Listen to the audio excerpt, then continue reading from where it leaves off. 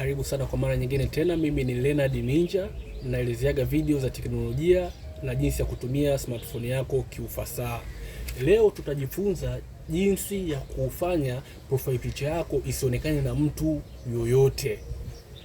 Yaani profile picha yako ipo lakini haitaonekana na mtu yoyote. Moja kwa moja ukiwa kwenye WhatsApp unagusa hivi vidoti vitatu hapa juu. Baada ya hapo unagusa neno setting. Baada ya kugusa neno setting unagusa neno account ili hapa. Baada ya hapo unagusa privacy.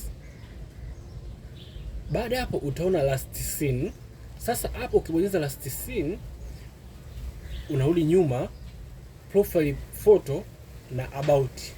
Unagusa profile photo, utachagua hii sehemu ya kwanza ni kila mtu aweze kuiona.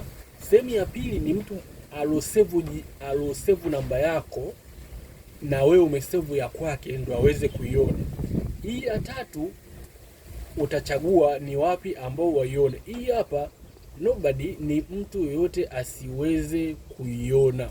Kwa hiyo utaangalia jinsi gani umeipendelea. Ukiweka hapa mtu yoyote hatoiona kwenye hiyo ya mwisho.